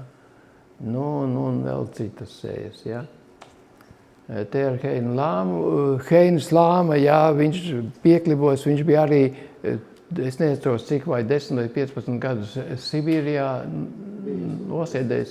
88. gadā viņš pēc vienas akcijas pie brīvības pieminekļa aizgāja uz autoostu, iekāpa autobusā, kā vienmēr, lai brauktu uz Jelgavas pusi uz mājām, un tur viņš pazuda. Pēc tam viņi meklēja arī Interpols pat un bez kādām sekām. Kas ar viņu notika, diemžēl mēs neko nezinām. Un te arī ir viena bilde, Heinis Lāma, ir Zariņš un tā tālāk. Un tad mums visiem dzīvajiem piešķīra Trīzvaigžņu ordeņa 2. pakāpi. Tāds viņš izskatās, tāds pats kā jums te pirmā stāvā. Jā, un te ir tā mūsu kopējā grupa, tā bilde grāmatā ir domāta, kur ir gan gaismas akcija, gan neatkarības kustība, visi tie, kas vēl tūmā bija kopā, Lidija Lasmane, Pāvils Brūvers, Vēvers Jānis arī, un Pauls Kļaviņš, un Rita Brūvere un tā tālāk. Te ir krimināla lieta arhīvā, esmu tātad 1, 2, 3, 4, 5, 6, 7, 8 daļas, jā. Sējam, jā. Jā. Un te ir mēs iekārtojām par Gunāru Astru, diemžēl neredzam adresi, kur ir par viņa arestu, par viņa lietu materiālu iekšā.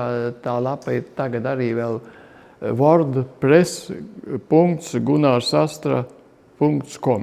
Tā adrese ir. Jā, un Jurim Ziemelim arī iekārtojām. Juris Ziemelis, cik 24 gadi Sibīrijā nosēdēja?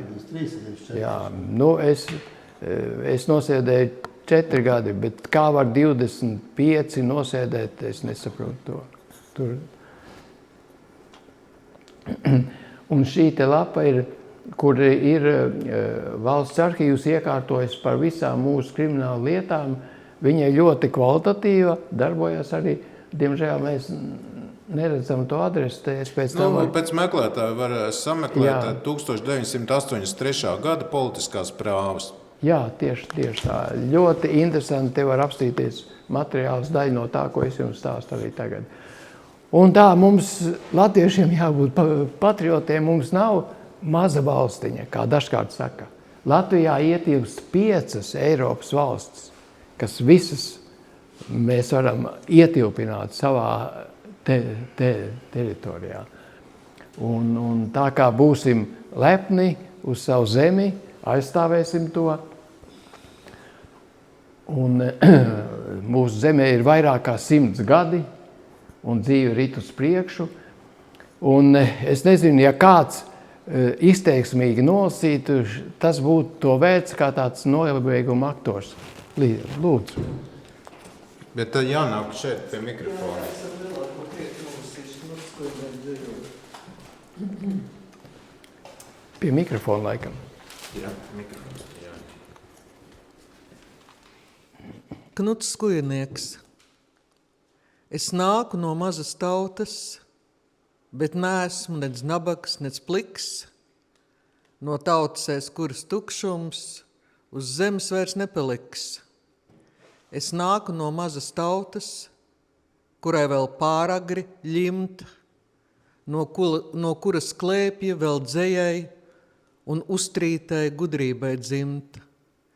Es nāku no mazas tautas, kas aizies kā lielā sieta, un tomēr man gribas aiz skrēpēm vēl sauriet un noturēt ciet. Es nāku no mazas tautas, un tajā es aiziešu rīt, kā latvietis, cauri un cauri, un mani nepārkrustīt. Kā latvietis, cauri un cauri, un mani nepārkrustīt. Paldies, es vēlējos šo nodot Guntai Roškalnai. Paldies. Paldies. Paldies, Liāna. Jāni Vēverkungs, varbūt vēl kādu beigās kopsavilkumu novēlējumu, kaut ko par Latvijas karogu stāstu. Varbūt. Nu, tātad tie karogi, ar ko mēs izplatījām, arī izgatavojām un izplatījām arī karogus.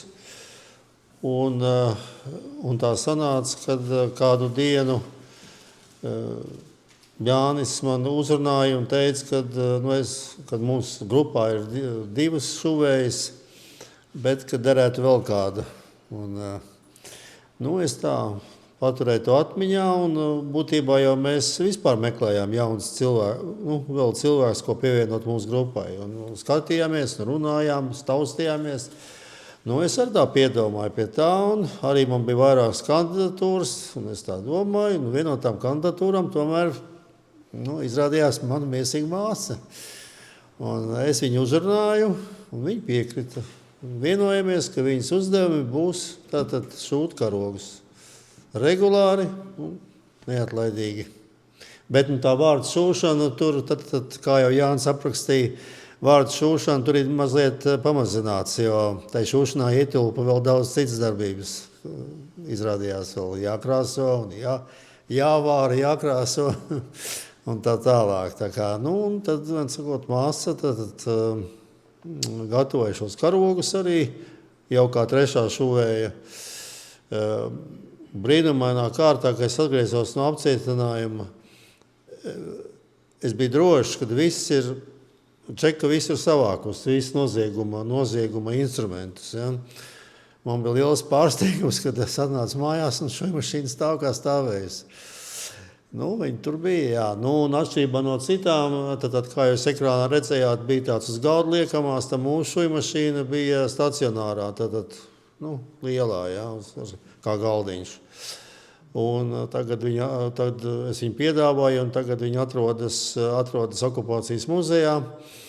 Un tagad, kad atklājās šī slēptuve, es pieļauju, ka liela daļa, vai kāda daļa no tiem karogiem tieši ir šūta ar šo mašīnu, un iespējams, kad ir šūs tieši mana māsa, un līdz ar to, tā kā karogi tur bija daudz, tad daļa nonāca okupācijas muzejā, un viens karogs tika arī manai māsai Anitai. Bet tad, kad mēs pagājušā gada oktobrī apmeklējām šo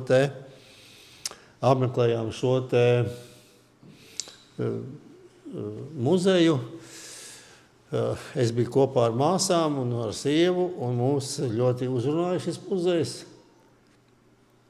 Un māsa nolēma, ka jāpiedāvā ir arī, lai nebūtu viss tikai vienā okupācijas muzejā, viņa izdomāja, ka varbūt jāpiedāvā savu šaubu karogu šeit Ogres muzejā. Tā kā varbūt... Liels paldies jums!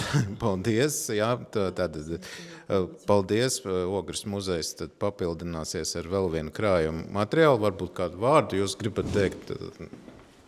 Jā. Vai, es jau varu pastāvēt. Labi. Tātad Jānis man uzrunāja, protams, tas jau bija sen manā sirdī. Man bija Latvija liela mīlestība.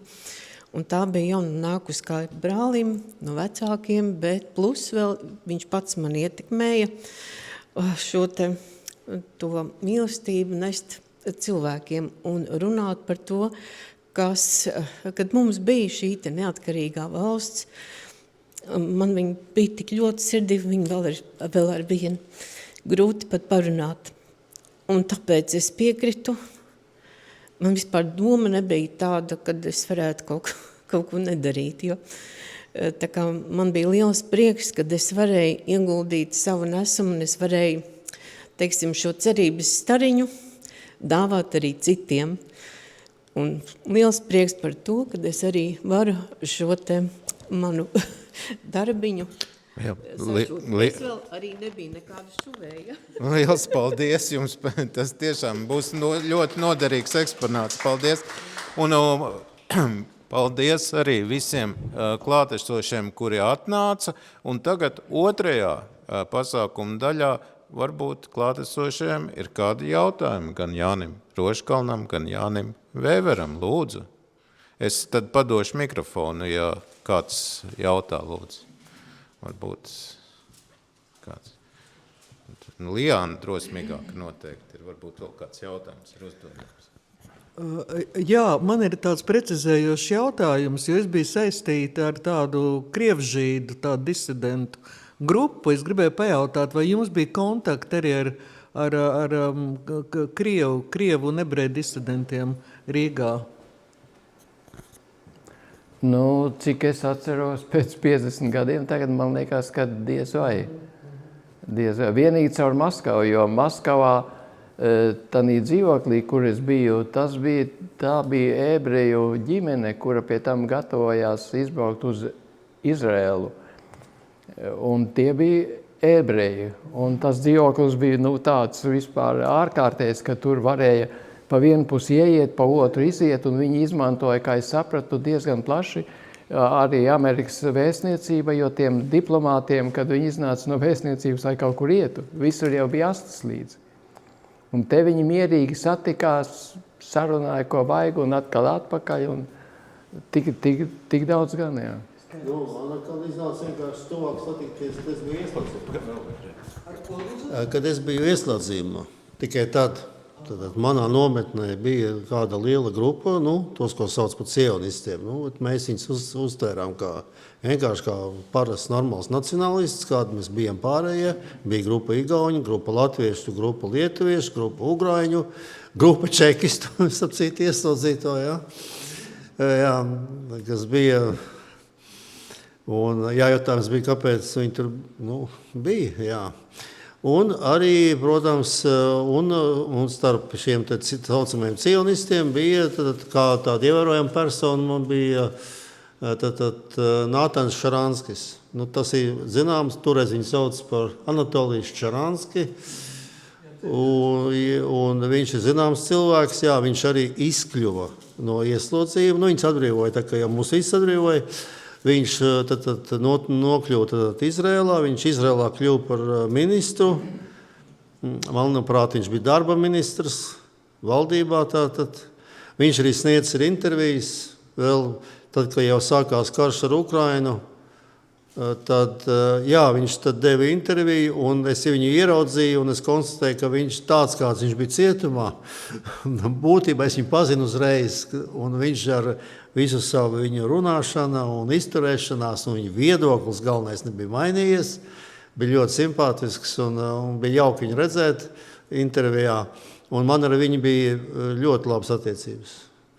Un tieši viņš bija tas, kas vienreiz stāvēja nometnes stūrītī, bija ziema, krita sniegs, vējš pūta, spuldze šūpojās pie cietuma vārtiem, es skatījos zvaigznēs, bija tāds īpatnējs noskaņojums, un man pienāk cilvēks, un tas ir Anatolijs Šaranskis, labāk teikt Šaranskis, tā kā ir tāda pieņemts.